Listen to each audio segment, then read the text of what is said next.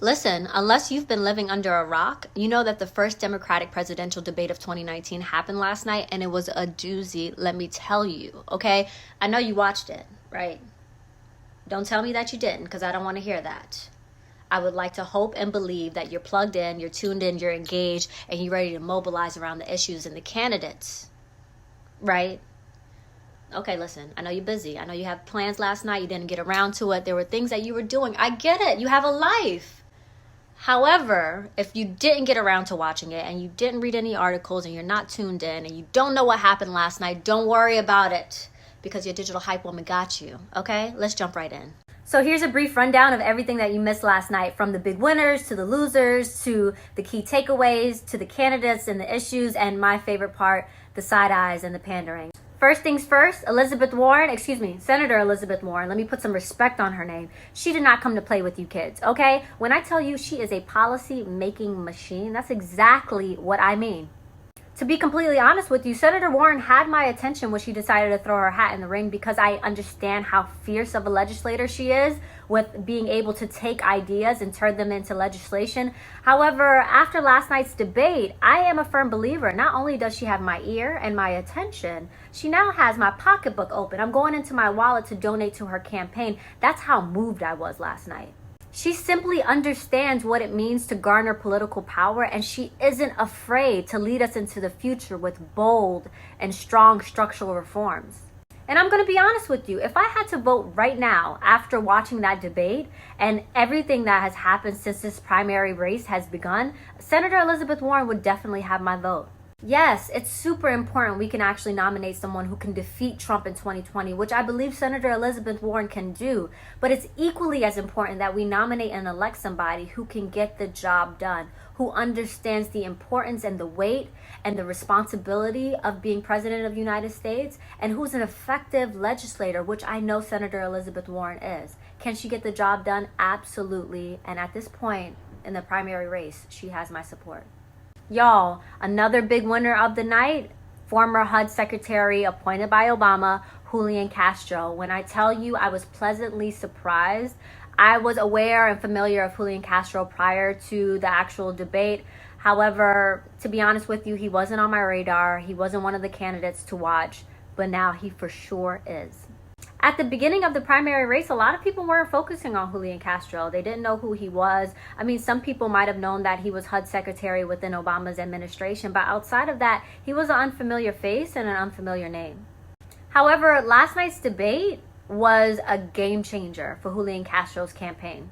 As you know, immigration is a key issue right now. As the days pass, we hear more haunting stories about what's happening on the border, individuals, even children dying, trying to get into America. And last night, Castro really pulled on the heartstrings of America, talking about immigration reform. In a pure and authentic way, it really felt like he was trying to connect with us as individuals, as Americans, talking about our values and who we should be as Americans. And to be honest with you, I was moved. Castro very clearly and confidently challenged every single candidate on that stage with a call to end Section 1325, which would decriminalize crossing the borders without papers. He also talked about defending trans people's rights to publicly funding abortion. No one else talked about it. He was the only one. He also said the names of individuals, Black people who were slain at the hands of police violence. Listen, you heard it here first. Julian Castro is the one to watch. I'm very excited about what I saw at last night's debate. I can't wait for more debates. I can't wait to hear more from him. I think I might donate to his campaign. That's how he got me feeling right now, okay? I hope you're excited about him as well. Pay attention. Read an article about him today. Hell, follow him on social media. Okay, send him a DM. Do something. Get in contact. He's doing incredible things, and I really think, I'm just excited about him. And then the losers. Can we talk about the losers? God damn, Bill de Blasio, I am embarrassed you are in this race. I am embarrassed for your son. I'm sorry. I had to say it. How many times can you pull the black card about your son? He has his son's black card laminated at this point. I'm tired, okay? Do not use your black son as a pawn to talk about police violence. Okay? Period. Full stop. I'm done. Okay, but The sad part about it is that this isn't the last time we're going to hear from Bill de Blasio. Also, this isn't the first time he's going to use his son as a political pawn. Just watch. I'm going to be honest with you. There were 2 white men on that stage that I didn't know anything about, that I didn't care about, still don't care about, don't know who they are, don't know where they came from, governor, mayor, who, what, where, why, all the questions. There was a very cute moment at the very end of the debate when Chuck Todd asked Jay Inslee, who's the governor of Washington, if you don't know who he is, don't feel bad because he does not matter. He's unimportant. He's actually going to drop out of the race in about a month. That's how poorly he's doing. But Chuck Todd actually asked him what was the biggest geopolitical threat to the entire world, and he said Donald Trump. Okay, yes, that's cute, and yes, everyone will clap at that, but however, applause does not translate into votes, okay? We can't vote for you if we don't know who you are. We don't even know your name, sir. Okay, next. Another big win of the night. For the first time ever, we saw 3 women debate on a national stage for the highest office in the land, and it was incredible to watch.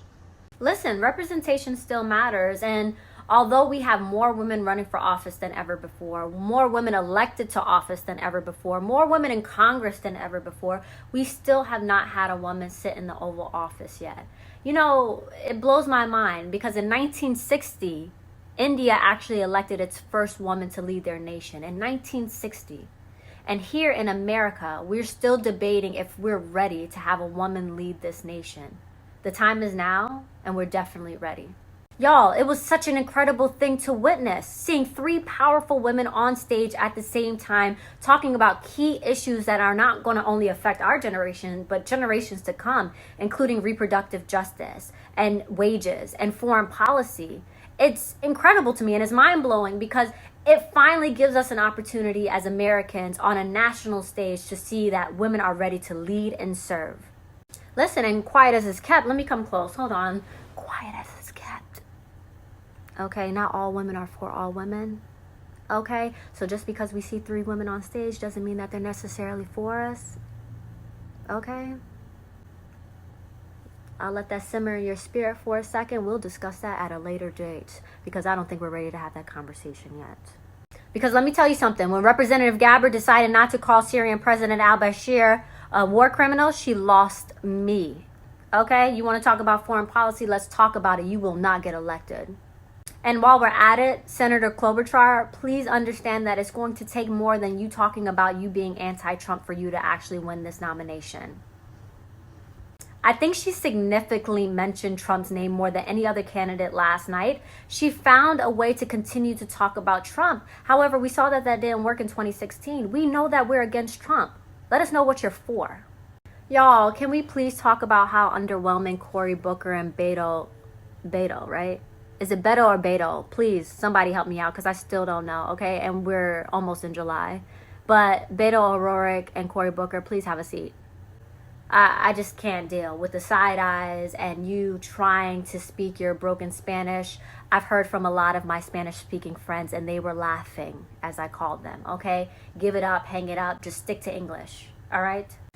To be completely honest, there was nothing exciting about Cory Booker last night. I mean, aside from him giving the side eye to Beto O'Rourke when he started speaking Spanish, that was pretty much it. He really fell flat last night. And if you did a Google search about Cory Booker and the debate last night, the only thing that's pretty much going to come up is the fact that his girlfriend, Rosario Dawson, wasn't there.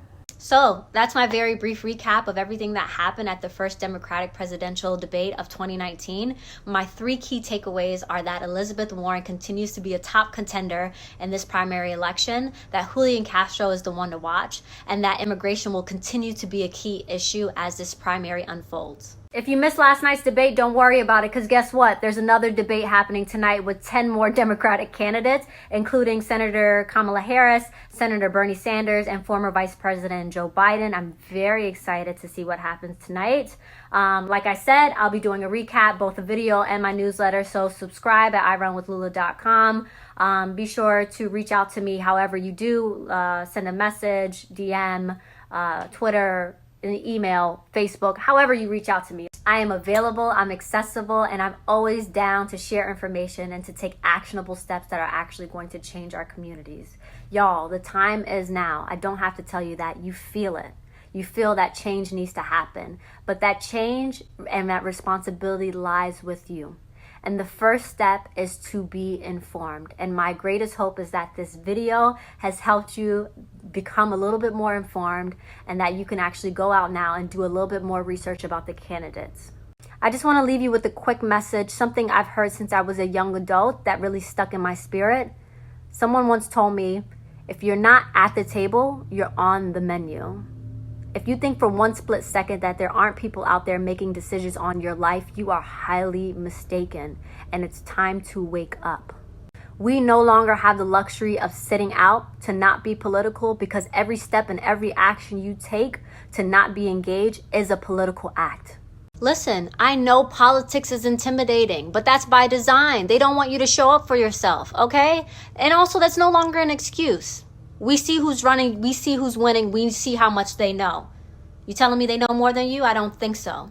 If you don't know what to do and you don't know the first step, it's all good, because that's why your digital hype woman is here. If you have questions, hit me up, hit my line, DM me, email me, okay, tweet me, however you can get in contact with me, send a pigeon for all I care, okay, because I'm ready to fight back, but I can't do it alone, and I hope you're down, and I hope you're ready, okay? I love you guys. Peace, love, and always remember to act up. See y'all tomorrow.